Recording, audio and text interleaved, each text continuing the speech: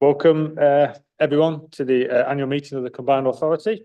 It's the first meeting of the authority following the mayoral election earlier this month, which seems a long time ago now, to be honest with you. I'd just like to say thank you to Councillor Les and Councillor Douglas and the members of the Combined Authority for their work since the inception of the Combined Authority in December of 2023. Apologies for absence. I don't believe we have any apologies. No apologies. This is a good pace to get through. Agenda item number 3, members of York and North Yorkshire Combined 24-25. Item 3 on the agenda is membership Combined Authority for 24-25. Before I hand over to interim Deputy Monitoring Officer to present this forward, I'd like to announce the appointment of Councillor Kilbane as my Deputy Mayor. Thank you. Thank you. Thank you.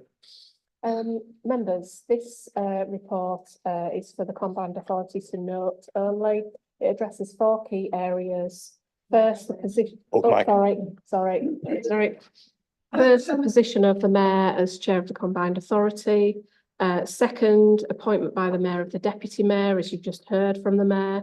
Third, appointment of Combined Authority members and substitute members by both North Yorkshire and City of York Council. And fourth, a brief update on the Chair of the Business Committee and the Business Committee generally.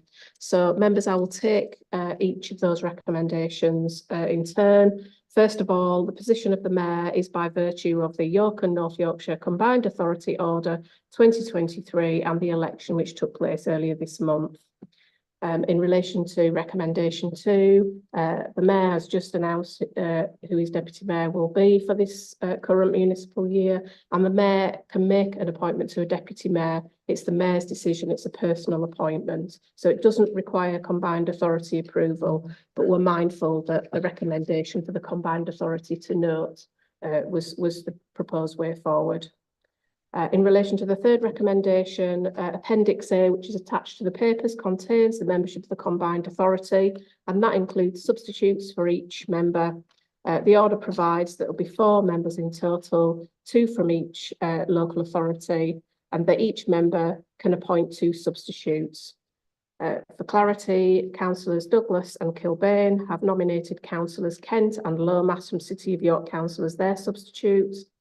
Councillor Les has nominated Councillor Harrison and Myers from North Yorkshire Council as his substitutes, and Councillor Dadd has nominated Councillor Sanderson and Wilkinson from North Yorkshire Council as his substitutes.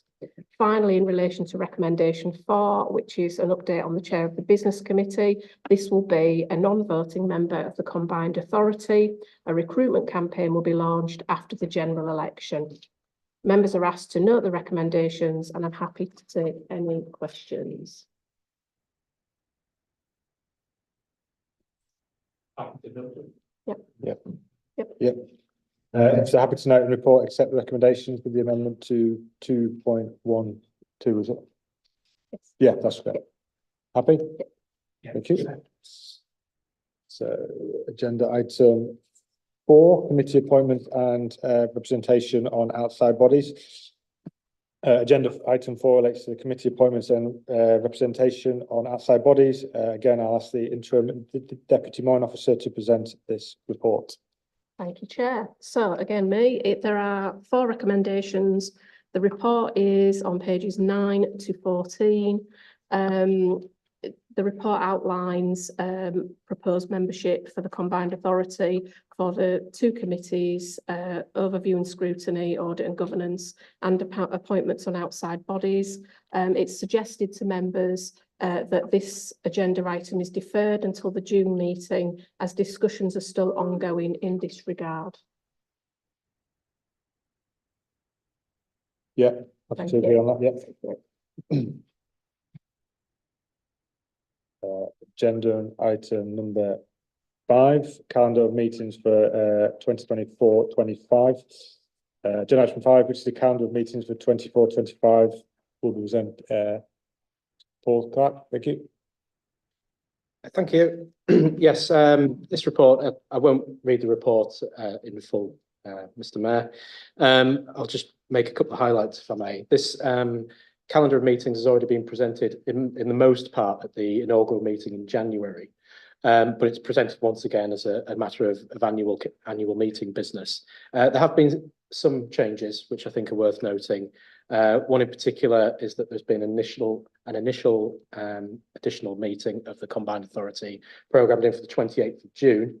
That is in the pre-election period, which means that we'll have a slightly lighter agenda than we may have ordinarily, but it has been programmed in to allow for the appointment of the Chief Executive, which is a recruitment process ongoing at the moment. Another slight change is the meeting of overview and scrutiny, which was programmed for the 11th of June, has been postponed and an alternative date being arranged at the moment, dependent on the availability of members. Other than that, no substantive changes, but happy to take any questions or proposals. Thank you. Members happy to note the recommendations? Yeah. We do have in the agenda a short break, but we've only been going about 10 minutes. So I think we can carry on. I think everyone's okay to do that, are we? Yeah, everyone's okay. Yeah. Okay. Agenda item number 6, minutes of meeting held on 18th of March 2024. Happy to move on to any amendments to any of the minutes from then? I wasn't here, obviously, so if there's anything in that. No. Yeah, happy. Yeah. Declarations of interest, item number 7. If anyone has any interest they wish to declare. Councillor Kilbane. In terms of item 11, Chair, the report of the Independent Remuneration Panel, given the nomination for Deputy Mayor, then I will recuse myself from item number 1 of that report. Very much. Anyone else anything? No? Okay. Item number 8, public participation. There's one request to speak at today's meeting, and this is from David Tong on behalf of North Yorkshire Climate Coalition and Friends of the Earth. Oh, sorry, sir. Mr. Tong, would you like to read your statement? You have 3 minutes, I believe it is, if you'd like to come up. Thank you. Okay. I was probably hoping to get that,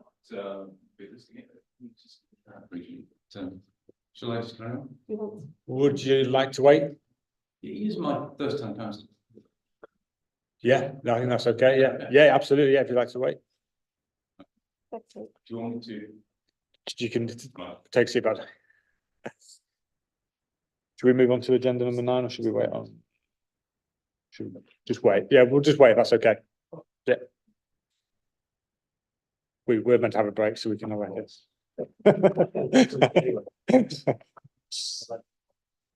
Yeah. Yeah, exactly. Yeah.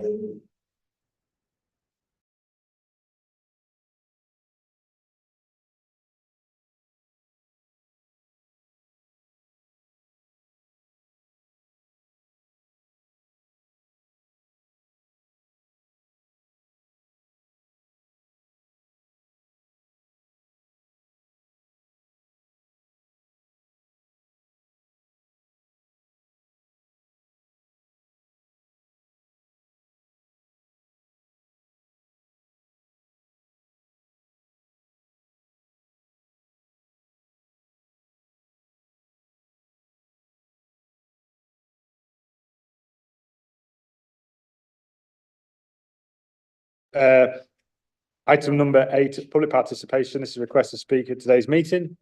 Thank you. You have 3 minutes to speak. Thank you very much. Start whenever you are.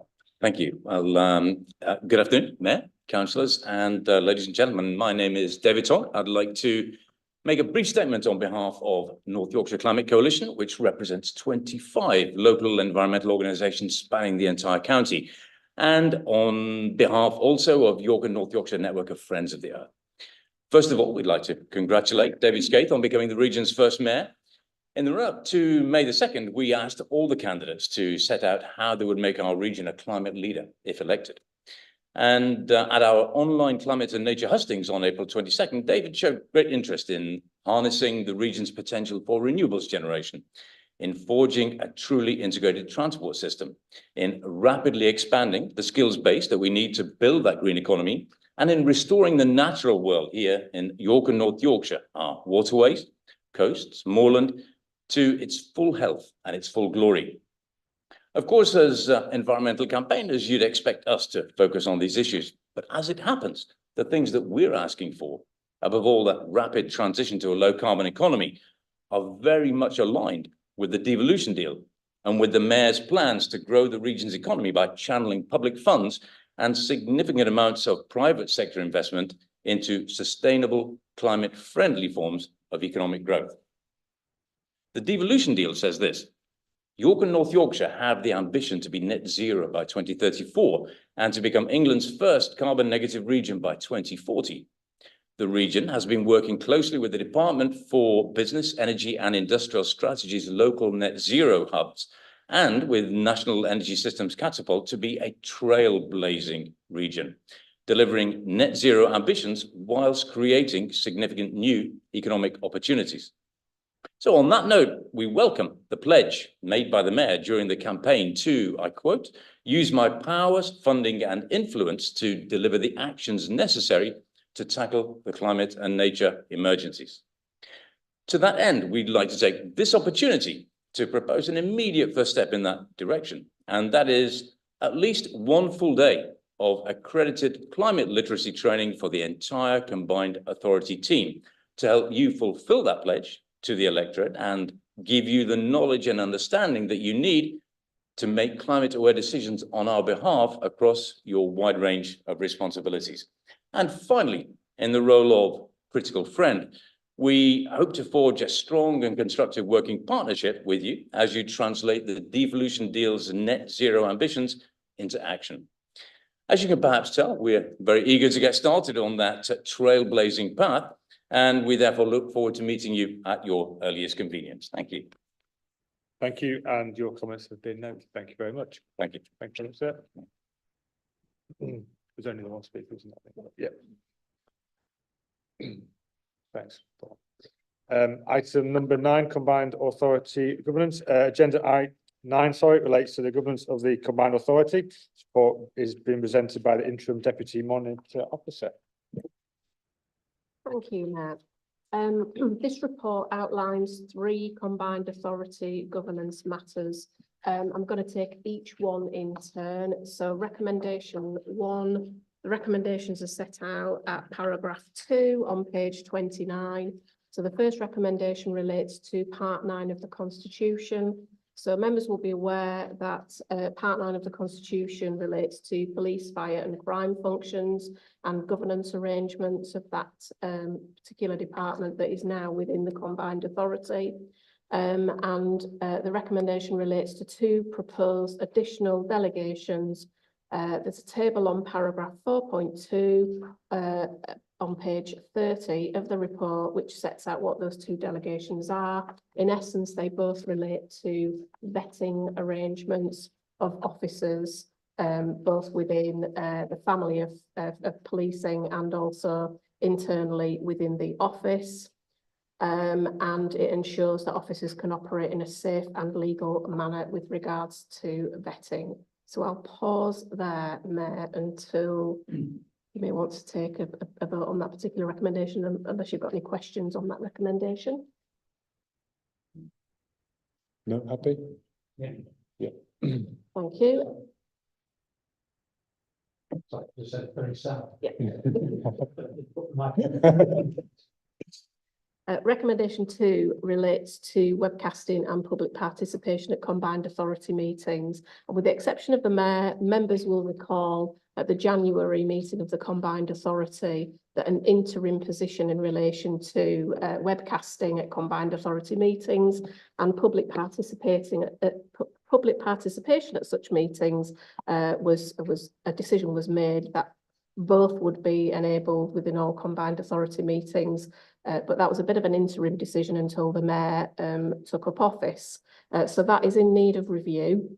You will see the recommendations again at paragraph 2 on page 29. It summarises the current position The recommendation is that webcasting and public participation will continue for all combined authority meetings and public participation for all other committee meetings of the combined authority. So that is Audit and Governance Committee, an Overview and Scrutiny Committee, and where possible, webcasting of such meetings. Where possible is a caveat that's been inserted in that recommendation due to the current arrangements. So currently we utilise staff from City of York and North Yorkshire Council to assist us in terms of the equipment and also staffing. So we can't guarantee that we could get those staff or that equipment for every single audit and governance and overview and scrutiny meeting, but we will use our best endeavours to make sure that we can get the staff and the kit in place for that meeting. So that's why that caveat is in there. There's also within that recommendation provision for the interim monitoring officer to make any amendments to the constitution to reflect this. Now, members, you can conduct a full and further review, so you might want to adopt that position as a stopgap until a full review is undertaken, but I'll leave that for members to make a decision on that.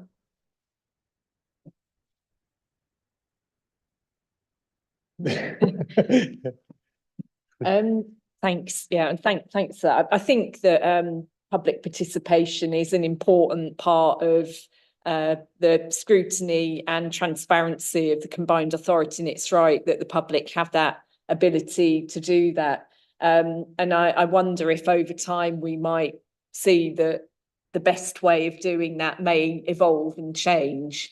I think at this point in time, we carry on with what we've got and have a look at what other options may be available as far as availability of the mayor for the public to speak to him at certain points in time. So I'd like to support that recommendation, but have a think about how it might be improved further even.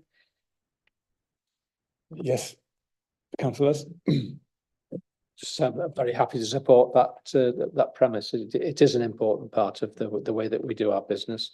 It has worked well in the few meetings we've had up to now, and I can see no reason why we shouldn't continue with it, but it might be something that we just want to look at and develop over time. Agree. Yeah, absolutely.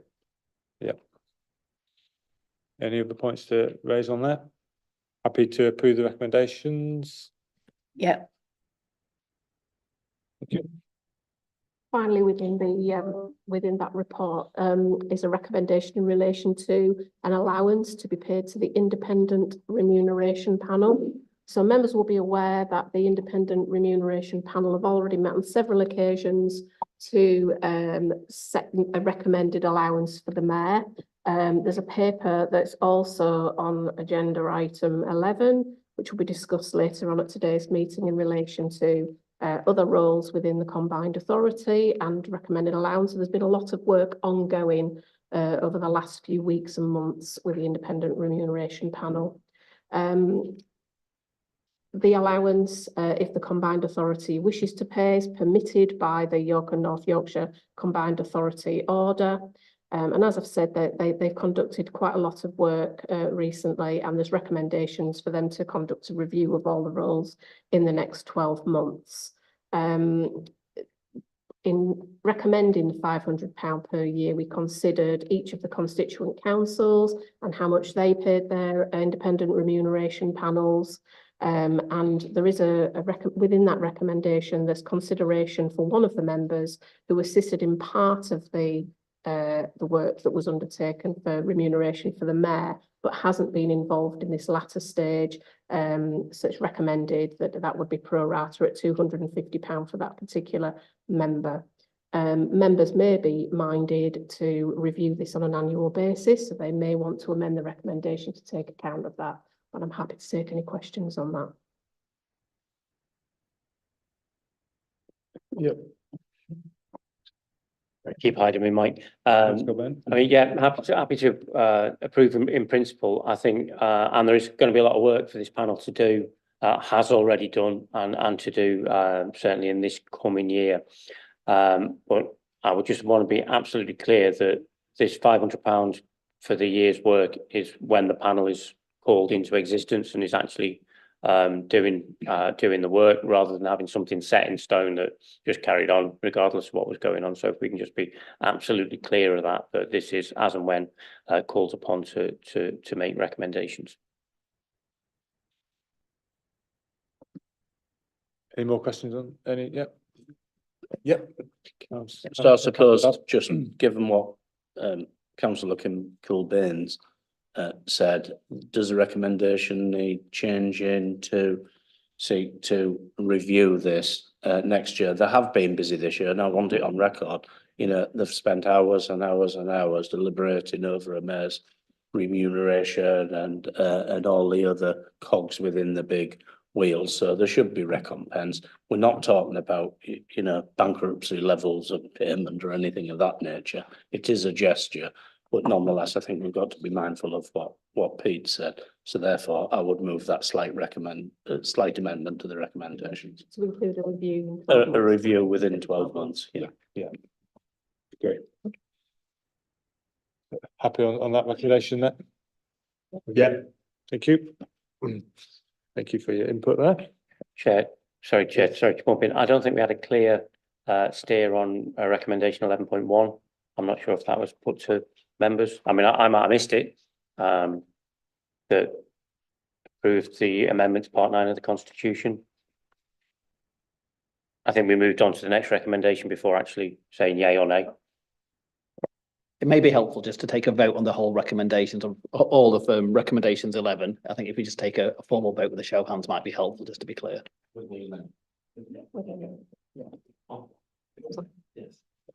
Happy to take a vote on all of the Yeah. recommendations with that amendment. Yeah.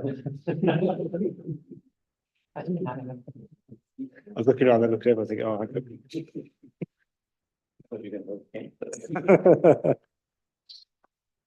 We happy with everything there? Yep. Okay, agenda item number 10, mayoral priorities and budget update for 2024-25. Agenda 10 will be presented by Debbie Mitchell, the Combined Authority Interim Director of Resources.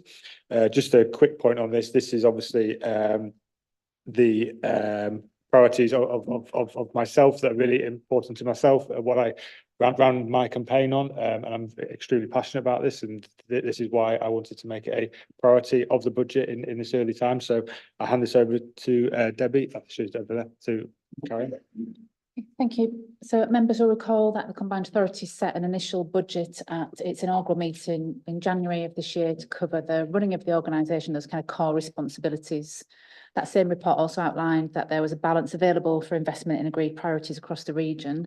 So following your election as the mayor, this report now outlines those key priorities for investment and proposes some specific allocations of funding totaling just over 2 million to begin the delivery and planning of those priorities, and also planning how you are going to deliver those priorities over the longer term. In addition to that investment, officers have identified a few areas where the budget needs to be updated. So as work has continued on setting up the Combined Authority, it's been clear that we've a couple of posts that were missed. So there's a finance manager post and also some exec support assistants that were missed in terms of that support in resources and running the organisation. We also need to make some provision for remuneration of those independent members in respect of things like standards and audit committee.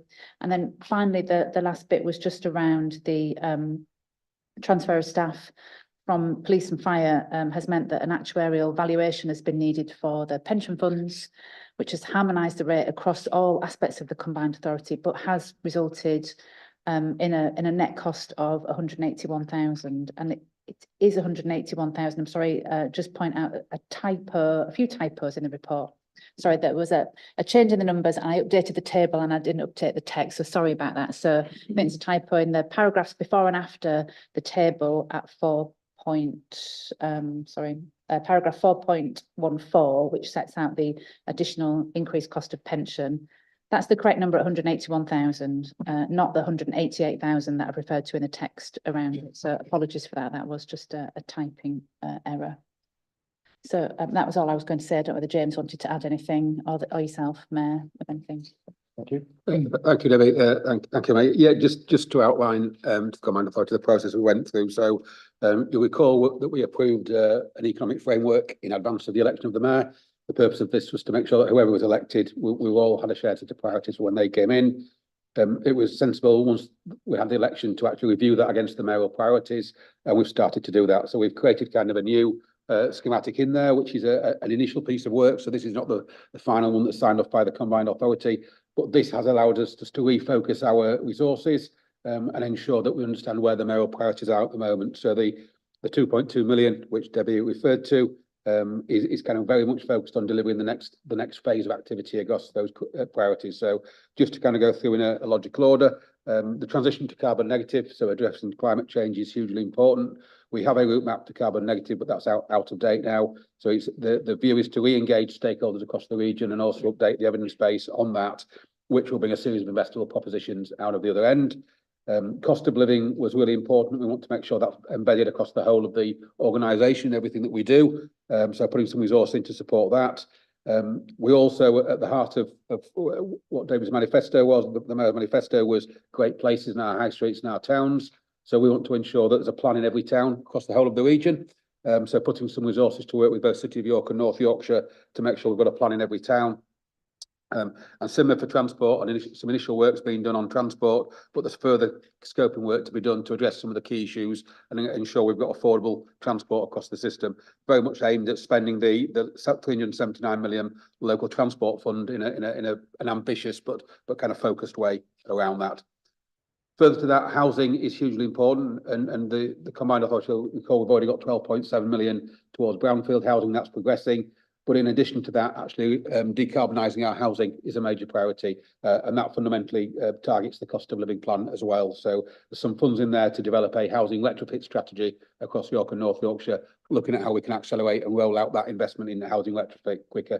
And finally, we've identified a number of opportunities where we want to innovate, and where we're working with the National Innovation Agency, Innovate UK, to develop a joint plan on what that might look like, and so some resources just to develop that further and ensure that we've got an innovation strategy for the region, which really capitalises and realises the ambitions that we've got.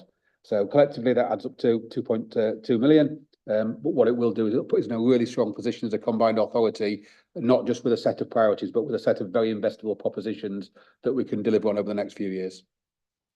Thank you. Thank you. Thank you, James, for that. Any more points on that anyone would like to raise? Councillor Carlet?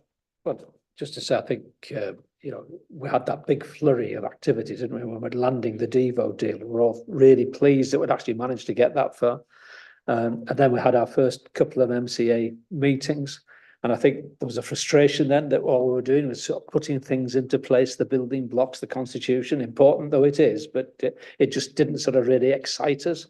And now we've got this, sorry, Barry, but now we've actually got some flesh coming onto the bones, so I'm really pleased to see that we've actually got this report in front of us, which actually the key for us is to ensure that the mayor has a budget in place to start delivering on all those plans that we've agreed. So I'm really looking forward to the next meeting when we're starting to see some progress on the plans that we've all agreed and the budget that we're allocating today. Yes, Councillor Dad. Yeah, just to add to that, the first thing to say is congratulations, by the way, Mr. Mayor, on your election. I forgot to say that earlier, but there was a void, and there has been a void until you landed, as James used to describe it, as our mayor. And yes, from a different party, but I must say, and I'll say this publicly, the way in which you've conducted, not yourself, that sounds very personal, but the way that you've conducted business thus far has been very embracing, I may say, and long may that continue. So I think we've got to respect the decision of the electorate of York and North Yorkshire. You had very clear manifesto commitments, campaign slogans, call it what you wish, aspirations, and they're reflected in this document. I suppose the broad question is, do you agree that we must see tangible outcomes as we move forward, and will you be flexible in these budget heads in terms of moving stuff about and varying money For example, I don't know, a cost of living officer, it might well be something that may well work, who knows? But if we're not got any tangible outcomes from that, are we all going to be grown up enough to say, let's move it a little bit, because it's outcomes that we want, isn't it? That's what we really thrive for. Absolutely, and if I can just come on that, I think we're all in this together and we all want to see the positive outcomes. I think that's where we want to be going. We need to be flexible as we progress. We're not putting things in stone now that are going to never change. We have to have that flexibility. We have to have that working. We have to have that very open conversation as well. Understand what is working, what isn't working, what are the directions we're going to go in. And I agree. I think what I've seen from the outside before coming into this role, I've seen fantastic working across both York and North Yorkshire. Well, I'm sure that will continue. And I think understanding we can have these very open, honest and frank conversations about the direction we want to go in, nothing set in stone, and having that flexibility, I think, is going to be the real strength of the combined authority and what we can do. And that's how we're going to achieve and actually get the results we want and that we all need as well. Absolutely. Thanks. So this is Councillor Douglas speaking now. I think it's really important also to note that many of these items, and in fact all of them, are very much for the region, therefore York and North Yorkshire. And it's been incredibly important to all of us that everybody within the region feels attached to the combined authority and does see the tangible outcomes that Councillor Dadd has already raised. And I have to say, on the Great Places commitment, I think that is a prime example of where we hopefully will quite quickly see projects come through into our towns and across the region.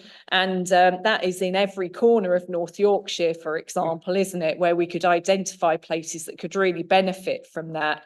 So I'm really optimistic about what this can bring to the region. And I would really welcome the feedback from residents as time goes on, as well as to what they're seeing coming through and how they think we can improve what we're doing here in the combined authority to deliver on the priorities that they've got, because it's got to be that two-way conversation, not just politicians making decisions, but residents having the opportunity to tell us what they want to see and tell us if we are delivering that for them as well. So I look forward to seeing this come through into fruition. So thanks for putting this together, everybody. And yeah, it's great to see it happen. And congratulations as well, Mayor Scaife. Thank you, Councillor Douglas, for that. Any more points on that anyone would like to raise? No? Okay. Yeah, absolutely.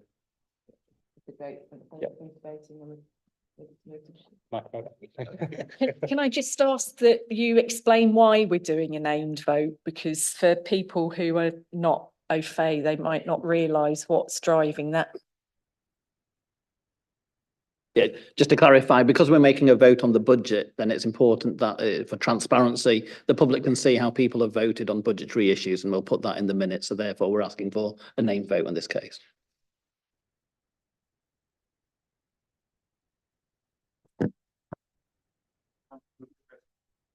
No, I'm waiting to vote. I'm getting ready. Have we had a move and seconder motion? We had a move and seconder. Yeah, we're happy to move to the vote. So I'll call out each of the members by name. If you could indicate for, against or abstain on the item. So Mayor David Scaife. That was for. Councillor Claire Douglas. For. Councillor Carl Les. For. Councillor Gareth Dadd. For. Councillor Peter Kilbane. For, and these name votes are a lot quicker when there's only 5. Yeah, And for. that's carried unanimously. Thank you. Thank you very much. Thank you very much, everyone. So, be there. Yep. Item number 11, report of independent rumination panel. Councillor Kilbane, are you leaving us for this? Yeah, thank you very much. Agenda item 11 is an update from the independent rumination panel and is presented by the interim deputy monitoring officer. New Chair. Members, this report, with the exception of the Mayor, members will recall that at the January Combined Authority meeting, a recommendation was agreed that a piece of work would be undertaken by the independent remuneration panel. They took the decision they were going to take the work in two parts. So at the March Combined Authority meeting, members will recall that they brought their report in relation to remuneration for the mayor, and this report relates to remuneration into the roles of deputy mayor for policing and crime, the independent member on the Audit and Governance Committee, and the independent person in relation to standards matters on the Audit and Governance Committee. The report can be found from page 41 onwards. Within section 2 on page 41 are the recommendations. So I'll talk briefly on those recommendations. Recommendation 1 relates to their view and their recommendations in relation to a deputy mayor for the combined authority, which we've heard this afternoon. The mayor has appointed Councillor Kilbane as the deputy mayor. They made a decision to defer making any further recommendation until they knew who the mayor had appointed as the deputy mayor. So subject to your approval today, that will be one area that the independent remuneration panel will be looking at going forward. Sorry, through you, Chair. I wonder if it's worth making a vote on the first recommendation. Therefore, Councillor Kilbane can then join after that recommendation, if that's okay. That's fine. Yes, that sounds a very good idea. Thank you, Beth. So would we like to vote on the first recommendation? In favour. Yeah. Thank you, Barry. Welcome back, Councillor Kilbane. So taking the rest of the recommendations of the independent remuneration panel, recommendation 2 relates to the appointment of the deputy mayor for policing and crime. Their recommendation is £65,670,000 with an additional £3,000 should the mayor delegate fire and rescue functions for that role holder, which we understand that may be the case. So that will be £68,670 for the deputy mayor, police, fire and crime. Yes, Councillor Dodd. Yeah, I'm happy to support this, and I don't think I've ever voted against an IIP's recommendation. I perhaps would if it was absolutely extreme, but this is not. They have spent a lot of time looking at it. I think for what it's worth, they've got it about right. Thank you very much for that. So I'll move it formally if we need to. Members are reminded that the order does provide that there is some leeway in relation to any recommended amounts that the IRP put forward, but they cannot set an allowance which is higher than that recommended amount. So it couldn't be any higher than that amount. Sorry. I'd like to second Councillor what Councillor Dadd has just proposed, that we accept what the IRP has recommended for the deputy mayor for policing and crime. Thank you. Councillor Douglas.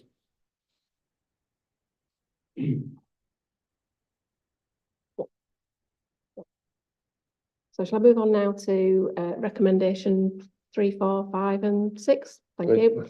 So recommendation 3 relates to an independent member on the Audit and Governance Committee. They will be a non-voting member, and we're hoping to get a recruitment campaign out pretty quickly. The independent remuneration panel recommended £1,500 per annum. Their rationale is set out within their report, which I don't intend to go into great detail about, but that is their recommended amount. In relation to the independent person for standards, so that will be any complaints of allegations that the code of conduct may have been breached, and looking at the standards and ethical behaviour of all members of the combined authority. They've recommended £1,000 per annum. Members will see at recommendation 5. It's proposed that the travel expenses also be payable in line with members' expenses. for the combined authority. And then finally, recommendation 6. The IRP were really keen to look to review these posts in 12 months' time when we know what the posts look like, the kind of work that they've undertaken over the last 12 months, at which time they also want to review and consider whether to apply indexation for all of these posts. So unless anybody has any further questions. Another question, Councillor. I'm just happy to propose all that en bloc. I mean, like Gareth has said, there's not much point in having a panel and then sort of debating what their deliberations has been, unless it does appear very extreme. This all makes an awful lot of sense.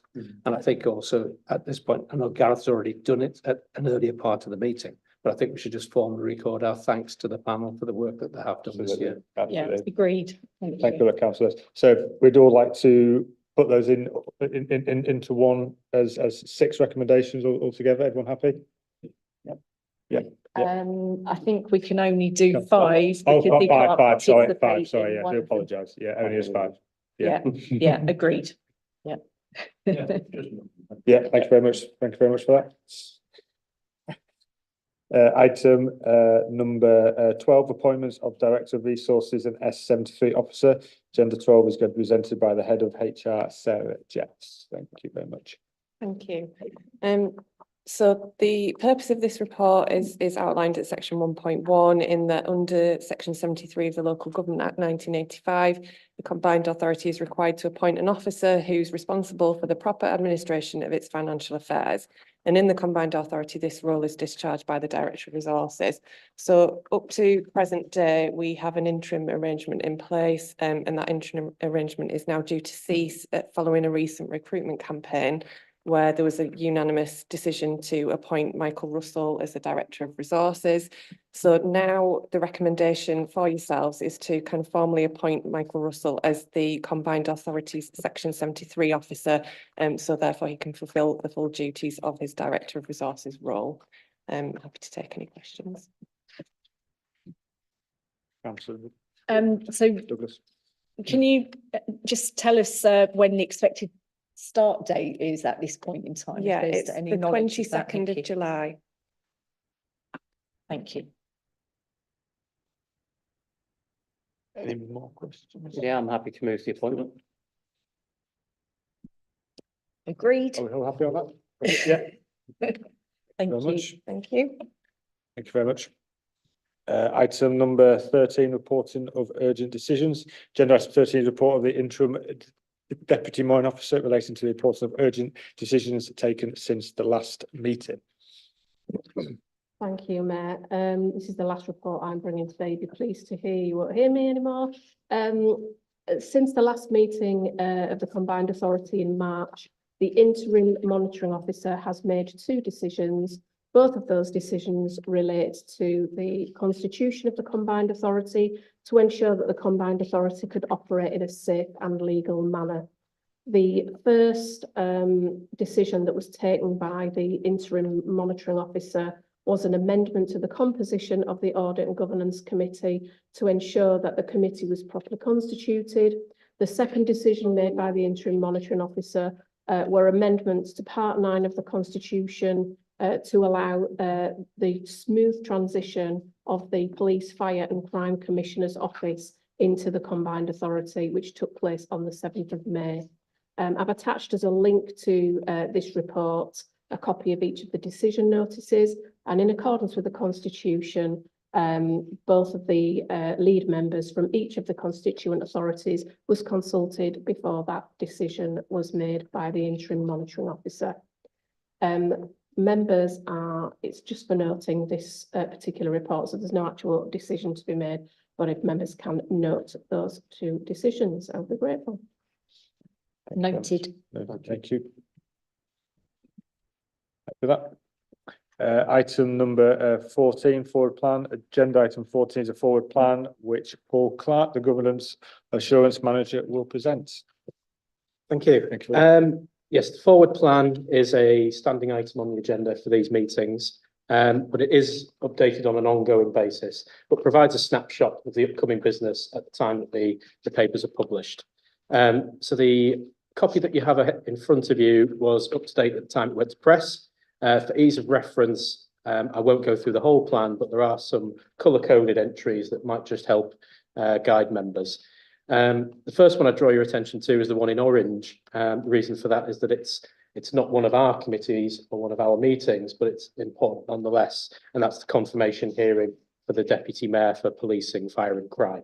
So that will be undertaken by the Police, Fire and Crime panel, which is led by North Yorkshire Council. Further down the forward plan, we have a number of items that are new entries from the last meeting. These are items that fall either out of the upcoming Economic Directorate delivery plan or items that are related to transport and adult education budgets. Since the forward plan went to press, we have had several entries that I'll just mention verbally, and they'll be represented in the next version when it goes to print. Those are, in the July meeting, there will be a report outlining an approval process for the North Yorkshire Council and City of York Council bus service improvement plans. And then in July and September, there will be two separate phases of the round 2 of the Brownfield Housing Fund. So 3 projects will be coming in July and a further 3 projects coming in September.